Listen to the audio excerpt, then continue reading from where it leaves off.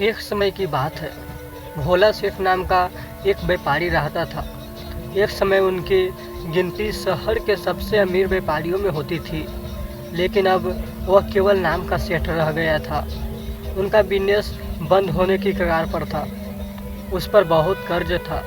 उसके दिन बहुत गरीबी से कट रहे थे और उनकी इस हालत का कारण उसका स्वभाव था। वह बहुत ही शांत और सौम्य व्यक्ति था। वह किसी की भी बात पर बहुत आसानी से विश्वास कर लेते थे, इसीलिए उसे मूर्ख बनाना बहुत आसान था। चतुराई उसके अंदर नहीं थी और उसके सरल स्वभाव का फायदा उठाकर लोगों ने उसे इस हालत में पहुंचा दिया था। उनके कुछ चतुर दोस्तों, रिश्तेदारों और अन्य व्यापारियों ने उनके खिलाफ साजिश रची। उन्होंने अपनी बातों में फंसाकर ऐसा बिजनेस करवाया जिसमें उसे सिर्फ घाटी ही हुआ। भोला सेठ इन चालाकियों को समझ नहीं पा रहा था, लेकिन जब वो टूट गया तब उसे अपनी गलतियां का एहसास हुआ। उसे लोगों द्वारा दिए गए धोखे के बारे में पता चला और जिन लोगों को वो अपना समझता था उनकी सच्चाई सामने आ गई। भोला सेठ अब दिन भर धोखे और अपनी हालत के बारे में सोचता रहा और खुद को कोसता रहा, जिसके कारण अब उसके दिन बहुत तनाव और उदासी में बीत रहे थे। उसकी पत्नी से अक्सर झगड़े होते रहते थे। उसके घर पर कर्ज मांगने वालों की भीड़ रोज आती रहती थी। वह खुद को लोगों से छुपाता था। एक दिन अपनी हालत से परेशान होकर उसने आत्महत्या करने का फैसला किया और वह आत्महत्या करने के लिए एक पहाड़ी की ओर चल पड़ा। लेकिन रास्ते में उसे एक महात्मा का आश्रम दिखाई दिया। आश्रम में बहुत शांति और सुकून था। सेठ ने देखा कि महात्मा के सामने कुछ लोग बैठे और उनसे अपनी समस्या का समाधान पूछ रहे हैं। यह देखकर सेठ को भी जिज्ञासा हुई।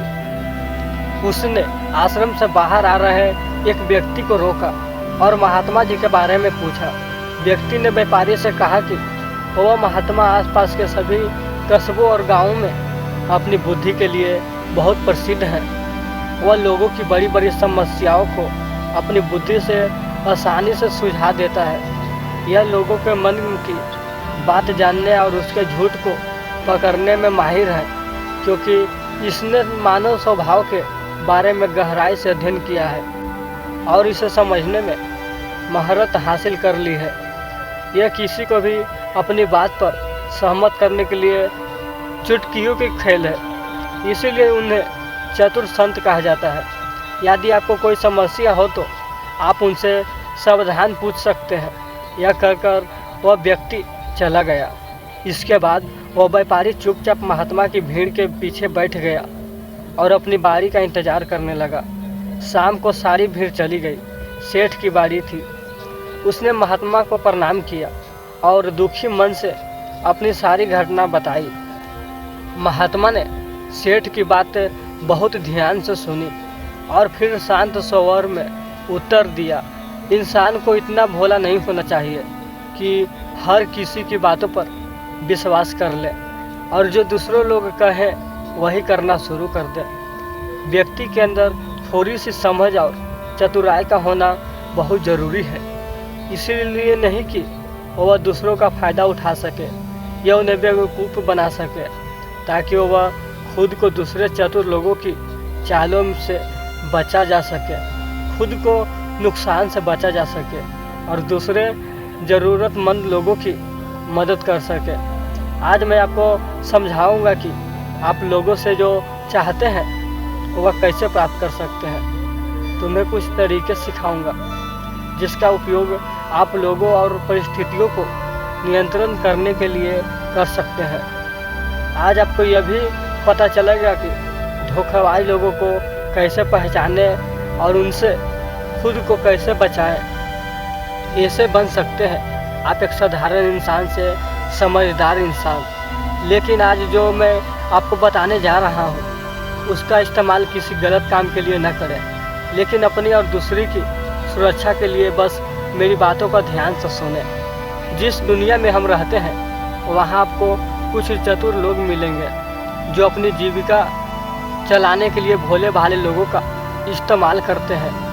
अब आप इन लोगों को कैसे पहचानते हैं? जो अधिक बातें समझते हैं, आपको उन पर ध्यान देना चाहिए, क्योंकि ये लोग विश्वास की कमी को पूरा करने के लिए बहुत सारे शब्दों का उपयोग करते हैं। आपको उन पर ध्यान देने की ज़रूरत है, क्योंकि वे अपने झूठ से आपको बेवकूफ़ बनाने की कोशिश कर रहे हैं। जो लोग एक ही बात के बारे में बार बार बात करते हैं, वे झूठे हो सकते हैं। ऐसे लोग कई उदाहरण और जानकारी देते हैं ताकि आप उनकी बातों पर भरोसा कर सकें। जिस व्यक्ति से आप बात कर रहे हैं, उसे जानने का असली तरीका यह है कि आप जो भी कहते हैं उसे दोबारा सुनें। जिस तरह से वह अपनी कहानी बताता है, उससे आपको पता चल जाएगा कि वह सही है या नहीं।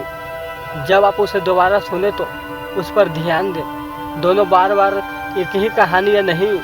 दूसरी बात, यदि आप किसी ऐसे व्यक्ति को जानते हैं जो दूसरे से झूठ बोलता है, तो कभी भी उस पर भरोसा न करें, क्योंकि जो व्यक्ति दूसरों से झूठ बोलता है वह निश्चित रूप से आपसे भी झूठ बोलेगा।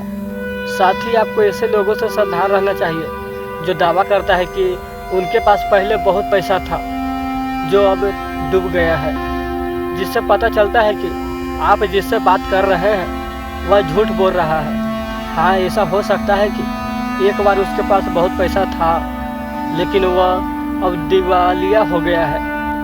बुद्धिमानी इसी में है कि ऐसे व्यक्ति को कभी भी पैसे से समझौता नहीं करना चाहिए।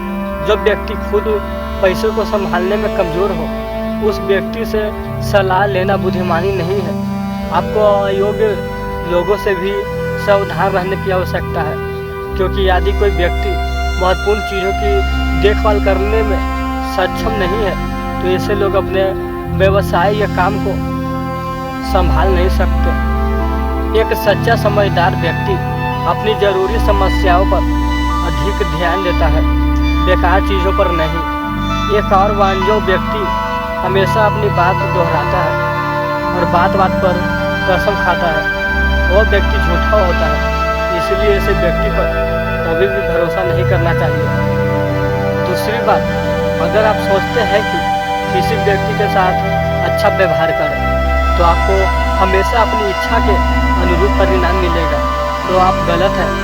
आपको एक बात याद रखनी चाहिए कि लोग वही चाहते हैं जो उन्हें कभी नहीं मिल सकता। इसीलिए यदि आप ऐसा चाहते हैं किसी भी काम को पूरा करने के लिए, आप उसे बार बार आश्वस्त करें कि आप उसे वह हासिल कर सकते हैं जो वह खुद नहीं पा सका। इससे और अधिक प्रभावित बनाने के लिए आपको 2 नियमों पर ध्यान देना होगा। पहली बात, जिस व्यक्ति को आप अपने वश में करना चाहते हैं, उसे वह दे जो वह चाहता है हासिल करें। दूसरा, उस व्यक्ति को तब तक देखें जब वो आपके नियंत्रण में आ जाता है। तो देखिए कितना दुख होता है जब आप उसे वह देना बंद कर देते हैं जो वह चाहता है। जब भी आपको लगता है कि वह आपको हल्के में ले रहा है, इसीलिए जो आपने उसे दे दिया था उसे वापस ले लें। यह बात पर उस व्यक्ति को एक कमी और खालीपन का एहसास करवाएगी, जिससे वह आपकी बात दोबारा सुनने को तैयार हो जाएगा। तीसरी बात, जब कोई व्यक्ति ऐसा व्यवहार करता है जैसे कि वह सब कुछ जानता है, तो निश्चित रूप से आप एक ऐसे व्यक्ति से बात कर रहे हैं जिसमें बुद्धि की कमी है। सच तो यह है कि जो व्यक्ति यह मानता है कि वह कुछ नहीं जानता, वह अनंत सबसे बुद्धिमान होता है और जीतता है। यदि आप अपने आसपास के लोगों और स्थितियों पर नियंत्रण रखना चाहते हैं, तो सबसे अच्छा तरीका विनम्र और नर्म होना है। इससे पता चलता है कि आप बाहर के लोगों से झगड़ा नहीं करना चाहते हैं। अपनी शारीरिक भाषा को विनम्र रखें। एक बार जब लोगों को पता चल जाए कि आप बहुत कुछ जानते हैं, आपकी सफलता और विफलता का उपयोग आपके विरुद्ध किया जाएगा। आपकी असफलता पर आपका अपमान होगा और आपकी सफलता पर लोग आपसे नफरत करने लगेंगे। और जब आप लोगों के सामने यह दिखाते हैं कि आप सब कुछ जानते हैं, तो लोगों को समझने की तरकीब अधूरी रह जाती है। लोग आप पर उनका उपयोग करने का आरोप लगा सकते हैं। और वे आपको अपनी योजना के साथ आगे बढ़ने का मौका दिए बिना ही माना कर देंगे। लोग हमारे निर्दोष, अज्ञानी और विनम्र होने के कारण हम पर संदेह नहीं करते हैं। हम उनसे काम ले रहे हैं। जो व्यक्ति अपनी भावनाओं और जज्बातों को छुपाने में माहिर होता है, वह दूसरे लोगों को आसानी से अपने वश में कर सकता है। जब लोगों को लगेगा कि आप विनम्र हैं और झगड़ालू स्वभाव के नहीं हैं, तो वे आगे आकर आपकी मदद करना चाहेंगे और शायद तब वे आपको अपने बारे में जानकारी देंगे, जिसका उपयोग आप उन्हें नियंत्रित करने के लिए कर सकते हैं। और वे आपको यह सारी जानकारी देंगे क्योंकि उन्हें यकीन है कि आप उनसे नहीं लड़ेंगे। जो व्यक्ति यह मानता है कि उसके अंदर सुधार की गुंजाइश है, तो उसके सफल होने की संभावना कई गुना बढ़ जाती है। व्यक्ति के अंदर विनम्रता इसलिए भी आती है क्योंकि वह सोचता है कि उसे बहुत कुछ सीखना है, लेकिन जो व्यक्ति यह सोचता है कि वह बहुत कुछ जानता है, वह आसानी से मूर्ख बन जाता है। साथ ही एक गृहस्थ होने के नाते आपको इस बात पर भी ध्यान देना चाहिए कि आपका पैसा कहाँ जा रहा है, और उसे मेहनत की कमाई को तब तक खर्च न करें जब तक आपको उस पैसे के बदले में वह न मिल जाए जो आप चाहते हैं। इसका मतलब यह है कि अगर आप सम्मान लिए बिना पैसे देते हैं तो धोखा मिलने की संभावना बढ़ जाती है। ऐसा भी हो सकता है कि अगर किसी ने आपका पैसा पहले ही ले लिया है तो वह अपना वादा नहीं निभाएगा। इसीलिए सुरक्षित रहने के लिए उस व्यक्ति को पैसे देने से पहले सावधानी बरतें। जो चीज़ आप उससे पाना चाहते हैं उसे प्राप्त करें। चौथी बात, लोगों को समझाने का सबसे अच्छी तरीका यह जानना है कि आप किसका मन बदल सकते हैं और किसका नहीं। यह 100% सत्य है कि आप किसी के मन को अपने अनुसार तब तक नहीं चला सकते जब तक वह आपको पसंद न करता हो। इसीलिए जो लोग आपको पसंद करते हैं और आपका सम्मान भी करते हैं, उन्हें अपने तरीक़ों से चलने की कोशिश करें, लेकिन सही चीज़ों के लिए इस बात का ध्यान रखें। यदि आप किसी ऐसे व्यक्ति के मन में हेर फेर करने का प्रयास करते हैं जो आपको पसंद नहीं करता है, अगर आप मुझे पसंद करते हैं तो आपका सारा समय और धैर्य बर्बाद हो जाएगा। इसके अलावा जब भी आप ऐसे व्यक्ति को बदलने की कोशिश करेंगे तो वह आपसे बहस करेगा। चाहे आप कुछ भी करें, आप कभी भी ऐसे व्यक्ति के मन को नहीं बदल पाएंगे।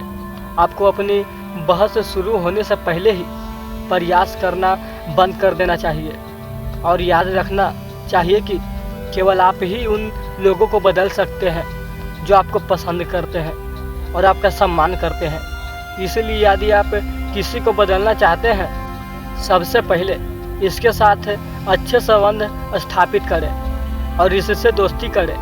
इतना कहकर महात्मा कुछ देर रुके और फिर आगे कहने लगे, अब मैं तुम्हें कुछ ऐसी तरकीबें बताऊंगा जिनका प्रयोग करके चतुर और धोखेबाज लोग दूसरों को मूर्ख बनाते हैं और उनका गलत इस्तेमाल करते हैं। पहला तरीका, जब किसी चतुर व्यक्ति को अपना काम निकलवाना होता है तो वह अपने इरादे पूरी तरह छिपा कर रखता है, अर्थात वह झूठ बोलता है, सबसे महत्वपूर्ण बात छिपाता है और केवल उतना ही कहता है जितना वह चाहता है कि हम जाने। दूसरा तरीका, एक व्यक्ति जो चतुर है दूसरा को गुमराह करना चाहता है। वह जितना स्वभाव हो उतना ध्यान अपनी ओर आकर्षित करना चाहेगा, क्योंकि इस तरह वह किसी समूह का सबसे महत्वपूर्ण हिस्सा बन सकता है, दूसरे लोगों को गुमराह कर सकता है या अपने फायदे के लिए आपके कमरे का इस्तेमाल कर सकता है। तीसरा तरीका, जो व्यक्ति लोगों को गुमराह करता है वह अच्छी तरह से जानता है कि लोगों की भावनाओं के साथ कैसे खेलना है।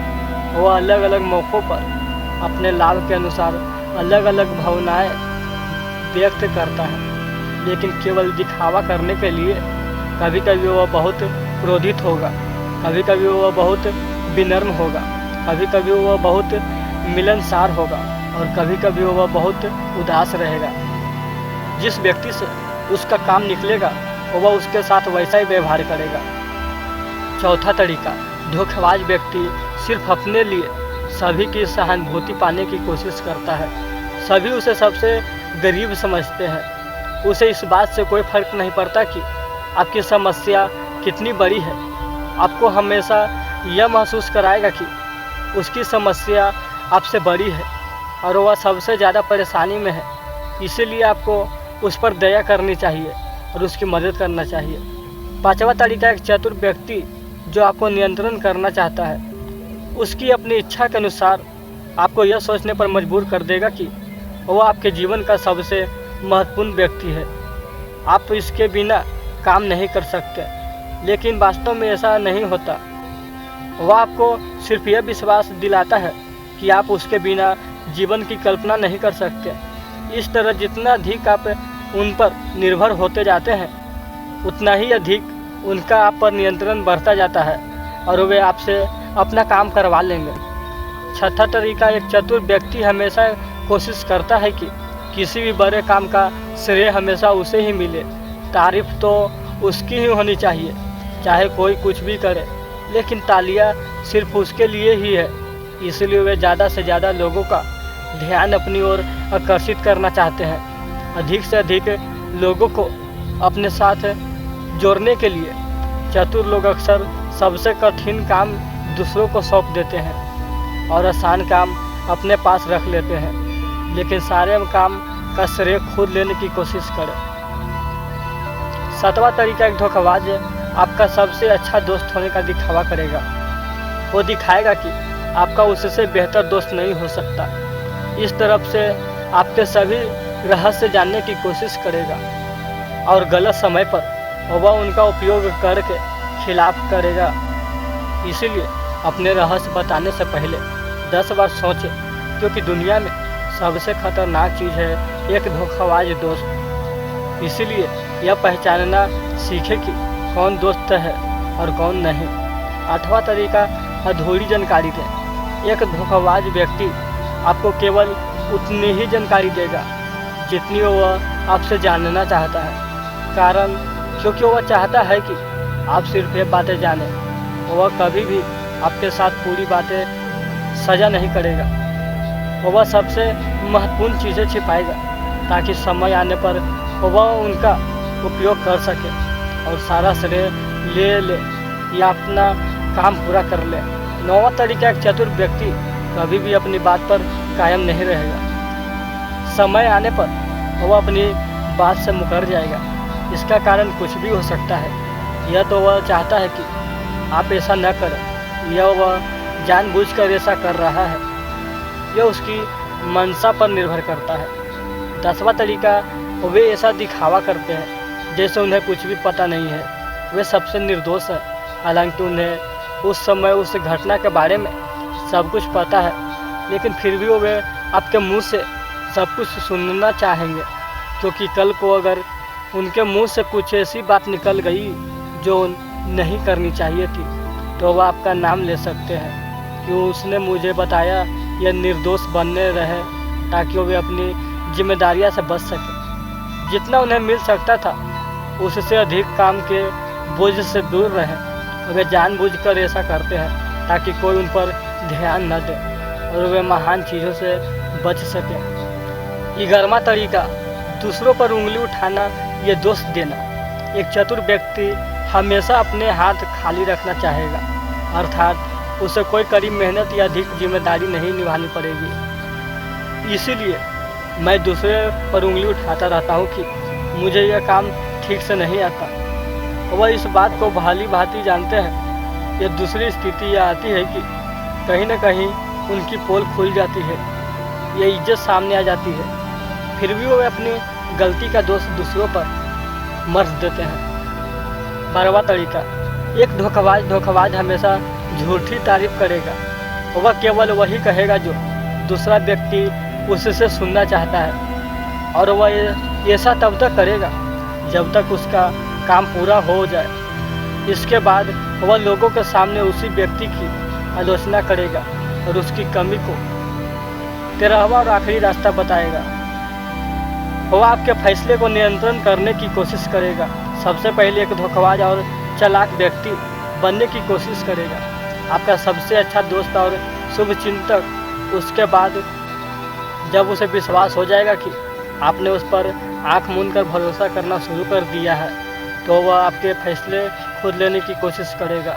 वह आपको यह महसूस कराएगा कि उसने आपके लिए जो फैसले लिए हैं उससे आपको फ़ायदा होगा। चतुर व्यक्ति को फ़ायदा होने वाला है। तो ये था वो तरीका जिनसे आप लोगों को अपनी बात मनवाने के लिए इस्तेमाल कर सकते हैं और चतुर और धोखाबाज की पहचान कर सकते हैं।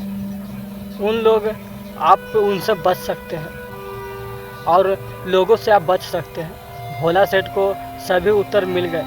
उन्हें महात्मा को उनकी बहुमूल्य जानकारी के लिए धन्यवाद दिया और अपने घर वापस लौटाए। तो दोस्तों, ये कहानी से आपको 10% भी कुछ सीखने को मिला है, तो इस वीडियो को लाइक करें। अगर नए आए हैं तो इस चैनल को ज़रूर सब्सक्राइब करें, ताकि ऐसा ही कहानी से आपको ज्ञान मिल सके और दुनिया में आगे बढ़ सके। धन्यवाद।